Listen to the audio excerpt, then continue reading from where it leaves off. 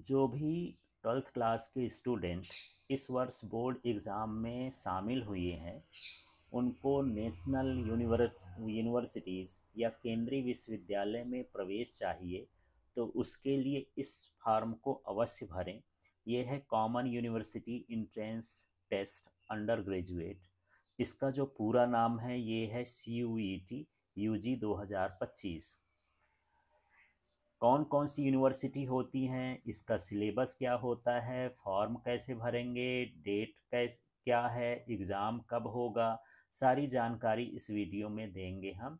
तो चलिए एक तरफ से देखते हैं। ये किसी भी स्ट्रीम के बच्चे जो हैं इसको एग्ज़ाम को दे सकते हैं, चाहे वो मैथ्स के स्टूडेंट हों, बायो के स्टूडेंट्स हों, आर्ट्स के हों, कॉमर्स के हों, एग्रीकल्चर के हों, होम साइंस के हों, जिस भी फील्ड में आपको एडमिशन चाहिए इस एग्ज़ाम को अवश्य दें। तो चलिए सबसे पहले ऑनलाइन फॉर्म भरने की डेट देख लेते हैं। तो ये फॉर्म 1 मार्च से भरा जा रहा है और ये 22 मार्च तक भरा जाएगा, इसलिए आप लेट ना करें, अंतिम तिथि का इंतज़ार न करें, सर्वर बिजी हो जाता है, उसके पहले आप भर लें। इसके बाद यदि आप फार्म भर लेते हैं और उस समय फीस नहीं भर पाते हैं तो फीस भरने की जो अंतिम तिथि है 23 मार्च है। आप ये फॉर्म जो है अपने कंप्यूटर से भर सकते हैं, अपने मोबाइल से भर सकते हैं, या फिर दूसरे जगह जहाँ पर कंप्यूटर ऑनलाइन सुविधा है वहाँ जा कर के भर सकते हैं। यदि आप अपना पेमेंट करना चाहते हैं तो credit card, debit card, net banking, UPI के थ्रू कर सकते हैं। यदि आपने फॉर्म भरते समय कुछ गलतियां कर दी हैं तो उन गलतियों को सुधार कर सकते हैं 24 मार्च से 26 मार्च के बीच। अब यहाँ पर एग्जामिनेशन किस जगह पर होगा इसका जो है अनाउंसमेंट बाद में किया जाएगा, वो वेबसाइट में आपको पता चल जाएगा। इसके बाद ये जो एडमिट कार्ड हैं वो कब आएंगे ये भी आपको वेबसाइट में पता चल जाएगा। जो आपकी परीक्षा की तिथि है वो 8 मई से 1 जून के बीच संभावित है। और उसके बाद परीक्षा के बाद यदि जो आंसर कीज होते हैं उनको डिस्प्ले करने का जो है वो भी वेबसाइट में आपको दिखाया जाएगा। फार्म भरने के लिए जो वेबसाइट होती है ये वेबसाइट लिखी हुई है, इस वेबसाइट को मैं डिस्क्रिप्शन लिंक में डाल दूंगा, आप वहां से इसको देख सकते हैं। जो भी परीक्षार्थी है 5 विषय पर परीक्षा दे सकते हैं, उसमें भाषा भी रहेगी और जनरल एप्टीट्यूड टेस्ट भी रहेगा, और इसी के अनुसार आपकी फीस भी लगेगी। जैसे मान लीजिए कोई जनरल का स्टूडेंट है तो 3 सब्जेक्ट जो कंपलसरी होते हैं यदि उनको भरता है तो 1,000 रुपये लगेगा, और यदि आप और एक्स्ट्रा सब्जेक्ट भरना चाहते हैं तो 400 रुपये प्रति सब्जेक्ट और लगेगा।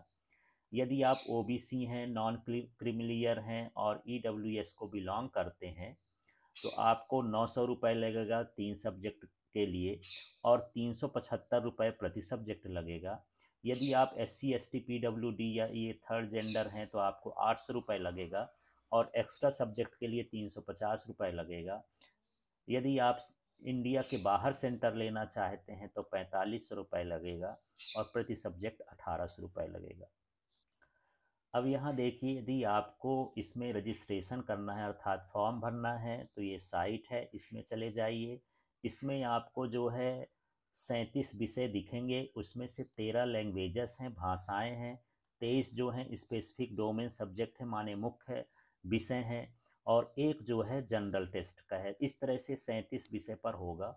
यदि आप मीडियम की बात करते हैं तो जो इंडियन लैंग्वेज है उन भाषाओं में जो है ये पेपर होगा। तो मीडियम का चुनाव आप अच्छे से करें, जिस मीडियम को बिलोंग करते हैं। इसमें असमीज़ है, बंगाली, इंग्लिश, गुजराती, हिंदी, कन्नड़, मलयालम, मराठी, पंजाबी, उड़िया, तमिल, तेलुगु और उर्दू है। जनरली इंग्लिश मीडियम वाले इंग्लिश का चुनाव कर लें, हिंदी मीडियम वाले हिंदी का, और भी जो आपका मीडियम हो उससे चुन सकते हैं। अब सिलेबस बात करते हैं, तो जो लैंग्वेज भाषा का सिलेबस होता है वो कंप्रीहेंशन बेस्ड होता है। उसमें जो है पैसेज आएगा, पैसेज के आधार पर आपको उसमें से प्रश्न पूछा जाएगा। साथ में उसमें जो है कि आप कितना रुचि रखते हैं उस पर आपका टेस्ट होगा, और वोकैबुलरी शब्दावली पर होगा, जैसे उसमें किस तरह के जो है पर्यायवाची होते हैं, विलोम शब्द होते हैं, ये सारी चीज़ें भाषा में जो होती हैं वो। अब यहाँ जो डोमेन सब्जेक्ट है, मुख्य विषय हैं, वो आपके जो 12th का सिलेबस होता है उसी के अनुसार होगा। तो आपने जो 12th में फिजिक्स पढ़ा है, केमिस्ट्री पढ़ा है, बायो पढ़ा है, पॉलिटिकल साइंस पढ़ा है या फिर इकोनॉमिक्स पढ़ा है, जो भी आपने पढ़ा है उसी के अनुसार जो है सिलेबस होगा विषय का। इसके बाद जो एक टेस्ट है कॉमन सबको देना पड़ेगा, वो है जनरल एप्टीट्यूड टेस्ट। इसमें जो है आपसे जनरल नॉलेज पूछा जाएगा, करेंट अफेयर्स जनरल और जो करेंट अफेयर्स है, जनरल मेंटल एबिलिटी टेस्ट पूछा जाएगा, न्यूमेरिकल एबिलिटी टेस्ट पूछा जाएगा, क्वांटिटिव रीजनिंग पूछा जाएगा, और application of basic mathematical concepts, arithmetic, algebra, geometry, mensuration, ये जो है नॉर्मल जो कंपटीशन के लिए मैथ्स आती है जनरल एप्टीट्यूड टेस्ट का, वो सारा कुछ इसमें टेस्ट किया जाएगा।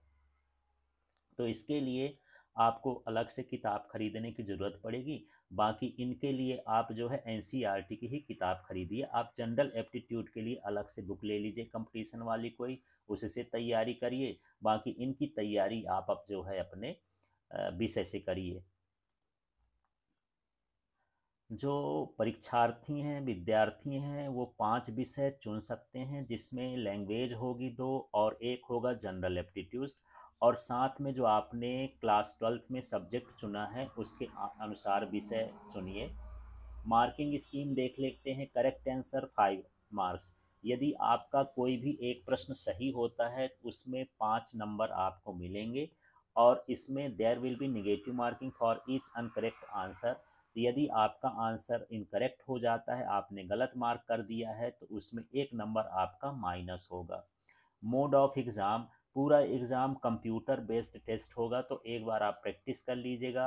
यहाँ जब वेबसाइट में जाएंगे तो आपका मॉक टेस्ट का ऑप्शन होगा, उसमें जा कर के आप देख लीजिए कि कंप्यूटर में बैठ कर के टेस्ट कैसे देते हैं। अब क्वेश्चन है तो 50 questions for each test paper. तो जो भी प्रश्न हो पेपर होगा उसमें से 50 क्वेश्चन रहेंगे, और वो सारे क्वेश्चन आपको पूरी तरह से करना पड़ेगा। ड्यूरेशन, तो जो समयावधि है टेस्ट पेपर की 60 मिनट की है एक पेपर के लिए। शिफ्ट अब हम देख लेते, the examination will be conducted on multiple shifts depending on the number of candidates and subject. तो कई शिफ्टों में आपका एग्ज़ाम हो सकता है कि 2-3 विषय आपके सुबह के शिफ्ट में हों, 2-3 विषय शाम के शिफ्ट में हो सकता है इकट्ठा हो जाए। तो ये डिपेंड करेगा कि कितने कैंडिडेट हैं और क्या सब्जेक्ट चॉइस किए हैं। तो आप रजिस्ट्रेशन कैसे स्टार्ट करेंगे, तो सबसे पहले आप साइट में जा कर के उसके ऑनलाइन एप्लीकेशन फॉर्म को भरेंगे। उसमें आपसे पर्सनल डिटेल्स जानकारी मांगी जाएगी। आपका नाम क्या है, पिता का नाम क्या है, जन्म तिथि क्या है, ये सारी जानकारी भरने के बाद आपको एक एप्लीकेशन नंबर मिलेगा। उस एप्लीकेशन नंबर को आप नोट कर लें। फिर उसमें से पासवर्ड बनाने के लिए बोलेगा, तो पासवर्ड उसका बना लें। और जब भी आप उसको फिर से खोलेंगे, लॉगिन करेंगे, तो उसी एप्लीकेशन नंबर और पासवर्ड से वो लॉगिन होगा। फिर आगे की जानकारी उसमें भरेंगे। जब आप पर्सनल डिटेल भर लेंगे, पासवर्ड बना लेंगे, फिर उसके बाद लॉगिन करिए। लॉगिन करने के बाद यहाँ पर आपको एजुकेशनल क्वालिफ़िकेशन, आपका शैक्षिक स्तर क्या है, वो भरना है। इसके बाद आप यूनिवर्सिटी का सिलेक्शन करिए कि आपकी कौन सी यूनिवर्सिटी में एडमिशन चाहिए, और आपको कौन से प्रोग्राम में सिलेक्शन चाहिए। आप बीए करना चाहते हैं, एमए करना चाहते हैं, बीएससी करना चाहते हैं, ये आपको सिलेक्ट करना है। फिर टेस्ट पेपर आप कौन सा देना चाहते हैं, फिर किस शहर में आप एग्ज़ाम देना चाहते हैं, और इसके बाद फिर लास्ट में आपसे कुछ इमेजेस और डॉक्यूमेंट जो हैं अपलोड करवाए जाएंगे। तो अपलोड करने में डॉक्यूमेंट रहेगा आपका फ़ोटोग्राफ, ये जेपीजी फॉर्मेट में होना चाहिए। कलर या ब्लैक कुछ भी हो सकती है, जिसमें 80% जो आपका चेहरा है साफ़ सुथरा दिखना चाहिए। पीछे का जो बैकग्राउंड है वो वाइट होना चाहिए, और इसका जो साइज़ है 10 केबी से 200 केबी के आसपास होना चाहिए। तो ये सब कंप्यूटर वाले कर लेते हैं।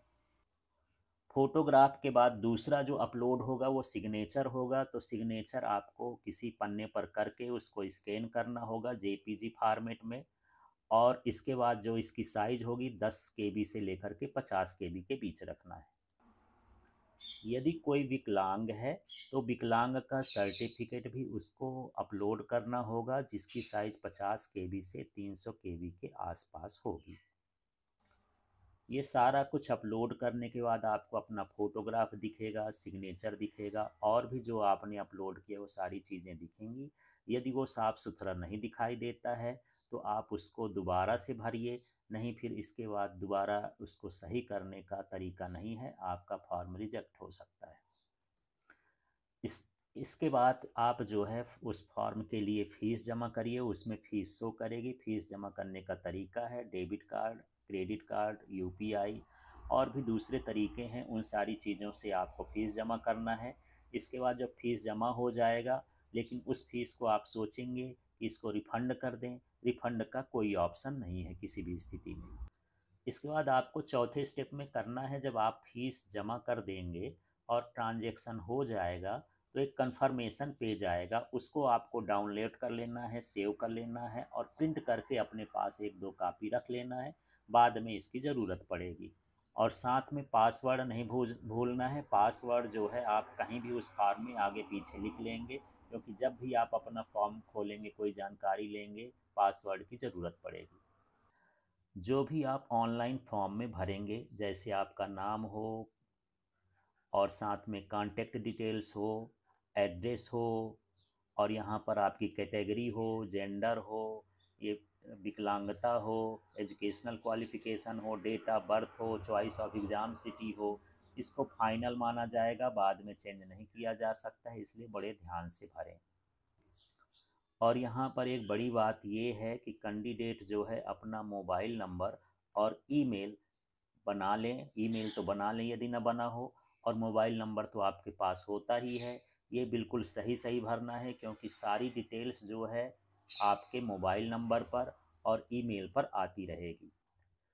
एग्ज़ाम में सारे क्वेश्चन जो है मल्टीपल चॉइस क्वेश्चन होंगे ऑब्जेक्टिव टाइप के। अब यहाँ फॉर्म भरने की एलिजिबिलिटी क्या है, तो इसकी तो कोई उम्र नहीं है, और जो क्लास 12th पास कर चुके हैं और या फिर इस साल परीक्षा में अपीयर हो रहे हैं, वो सभी एग्ज़ाम दे सकते हैं।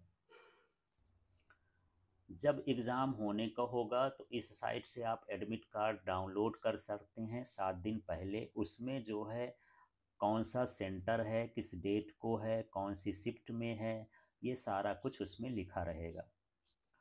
बिना एडमिट कार्ड के आपको सेंटर में प्रवेश नहीं दिया जाएगा, ये ध्यान रखना है आपको। अब आप एग्ज़ामिनेशन सेंटर में क्या क्या ले जा सकते हैं, तो आपने जो एडमिट कार्ड डाउनलोड किया है उसको ले जाना है। उसी के साथ एक सेल्फ डिक्लेरेशन अंडरटेकिंग निकलेगा, जिसे आपको A4 साइज के उसमें प्रिंट आउट करवा लेना है और वो दोनों चीज़ लेके जाना है। तो ये पहला काम हो गया, एडमिट कार्ड और सेल्फ डिक्लेरेशन।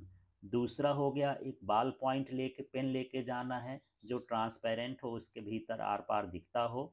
इसके बाद आपको जैसा आपने एक फ़ोटोग्राफ उसके अंदर फॉर्म में लगाया है, उसी तरह का एक फ़ोटोग्राफ लेके जाना है। वहाँ पर जो अटेंडेंस सीट होगी उसमें उस फ़ोटोग्राफ को चिपकाया जाएगा, तो ये ध्यान रखना है, इसको भी ले जाना है। और कोई भी एक आईडी प्रूफ ले जाना है, चाहे वो स्कूल का आइडेंटिटी कार्ड हो, पैन कार्ड हो, पासपोर्ट हो, आधार कार्ड हो, ई आधार हो, क्लास 12th का एडमिट कार्ड हो, बैंक की पासबुक हो जिसमें फ़ोटो लगी हो, इस तरह की आप आईडी ले जा सकते हैं। आपने यदि विकलांगता का ऑप्शन चुना है तो उसका सर्टिफिकेट आप ले जाएं। और यदि आप शुगर के पेशेंट हैं तो आप बनाना, एप्पल, ऑरेंज और भी जो डायबिटिक चीज़ें हैं वो ले जा सकते हैं। एग्ज़ामिनेशन सेंटर में आपको जो भी परीक्षा का टाइम हो 2 घंटे पहले आपको पहुंचना है। यदि किसी कारण जाम है, ट्रेन, बस या सारी कुछ लेट हो गई हैं, तो आपको लेट की कंडीशन में किसी भी तरह से आपको वहां पर प्रवेश नहीं दिया जाएगा परीक्षा के लिए।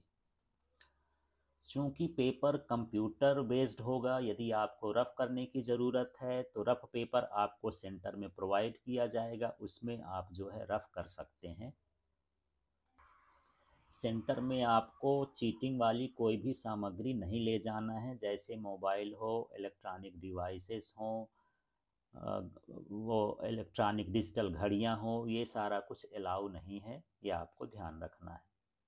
आप एग्ज़ाम एग्जामिनेशन सेंटर में कुछ चीज़ें नहीं ले जा सकते हैं, जैसे आपके पास प्रिंटेड सामग्री हो, पेपर की चिट हो, ज्योमेट्री बॉक्स हो, पेंसिल बॉक्स हो, प्लास्टिक का पाउच हो, कैलकुलेटर हो, स्केल हो, राइटिंग पैड हो, पेन ड्राइव्स हो, इरेजर हो, calculator, log table, electronic pen, scanner, mobile, Bluetooth, earphone, microphone, pager, wallet, goggles, hand bags, belt, cap, watch, wrist watch, bracelet, camera, ornaments, metallic items, यहाँ पर water bottles और packed food, ये सारा प्रतिबंधित है। वहाँ पर ये सारी चीज़ें आपको अलाउ नहीं है ले जाने के लिए।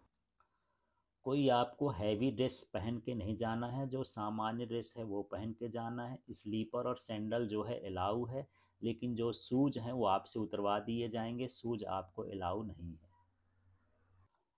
अब इस एग्ज़ाम के थ्रू आप कहाँ कहाँ एडमिशन ले सकते हैं, ये सेंट्रल यूनिवर्सिटीज़ हैं।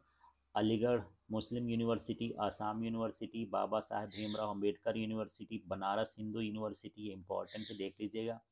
Central university of Andhra Pradesh, central university of south Bihar, central university of Gujarat, central university of Haryana, central university of Himachal Pradesh, central university of Jammu, फिर यहाँ central university of Jharkhand, central university of Karnataka, central university of Kashmir, central university of Kerala, central university of Odisha, central university of Punjab, central university of Rajasthan, central university of Tamil Nadu. अब यहाँ पर ये doctor Hari गौर सिंह विश्वविद्यालय है जो हमारे एमपी में ही है। फिर यहाँ है गुरु घासीदास विश्वविद्यालय, हेमवती नंदन बहुगुणा गढ़वाल यूनिवर्सिटी, ये इंदिरा गांधी नेशनल यूनिवर्सिटी जो अमरकंटक में है। फिर ये जामिया मिलिया इस्लामिया जवाहरलाल नेहरू यूनिवर्सिटी जेएनयू जो दिल्ली में है।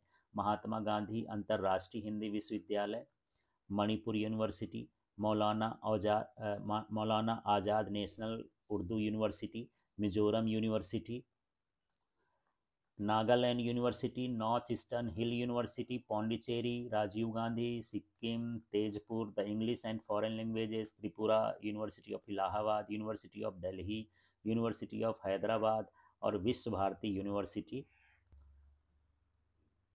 महात्मा Gandhi central university, central Sanskrit university Delhi, Shri Lal Bahadur Shastri national Sanskrit university, national Sanskrit university, central tribal university of Andhra Pradesh और ये समाख्या सराखा सेंट्रल ट्राइबल यूनिवर्सिटी।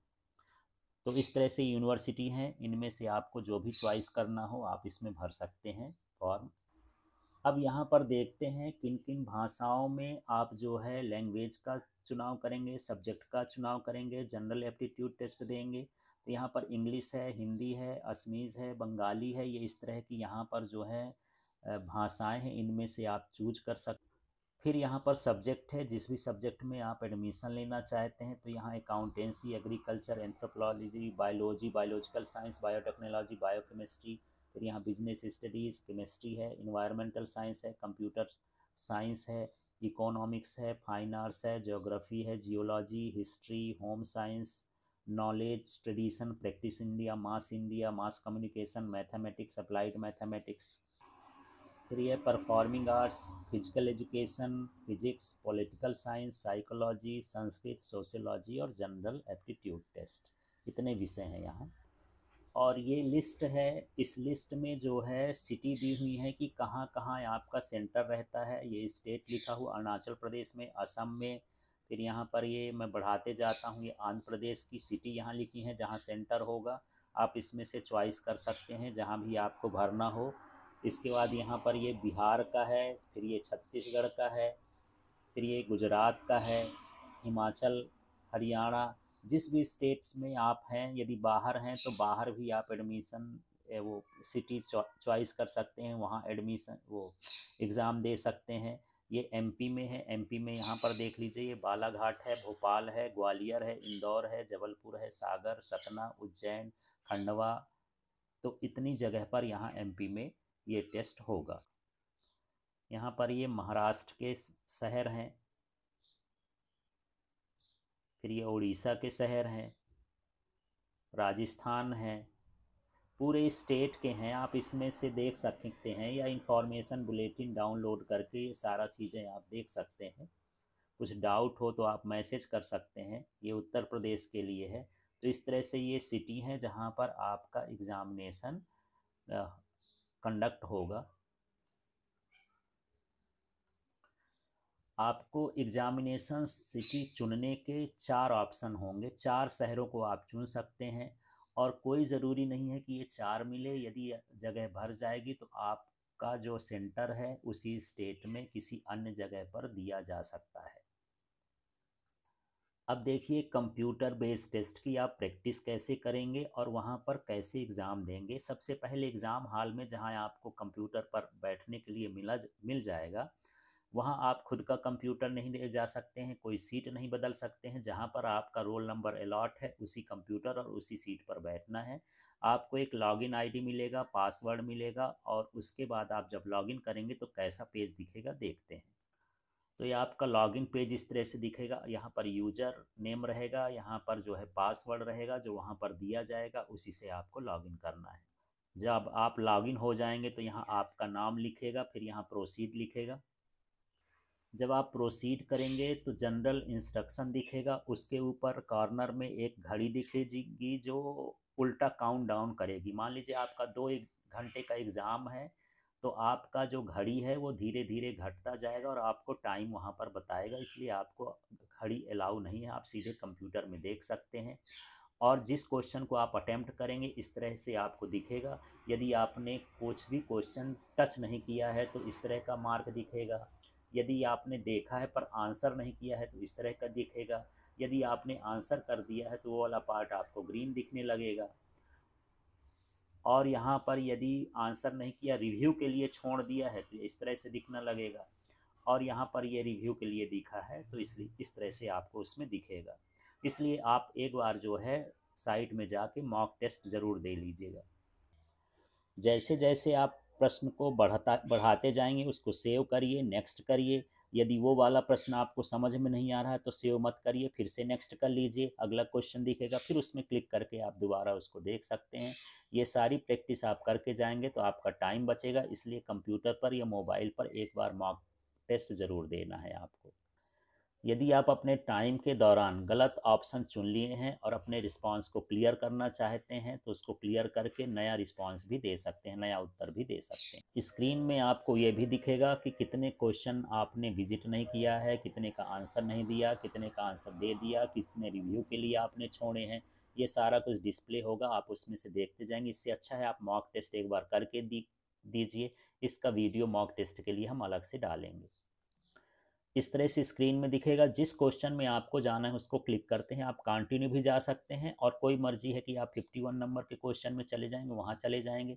यदि आंसर दे देंगे तो आपको इस तरह से ग्रीन दिख जाएगा, नहीं देंगे तो वो जो है रेड रहा आएगा।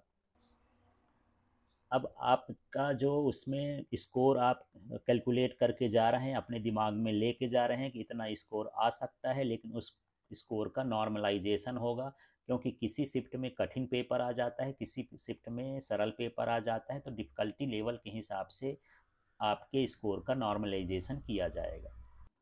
अब ऑनलाइन फॉर्म भरने की प्रोसेस देख लीजिए। आप जो है अपने मोबाइल से भी भर सकते हैं। तो यहाँ पर ये जैसे आप साइट में विज़िट करेंगे तो यहाँ पर आप क्लिक करेंगे अप्लाई ऑनलाइन।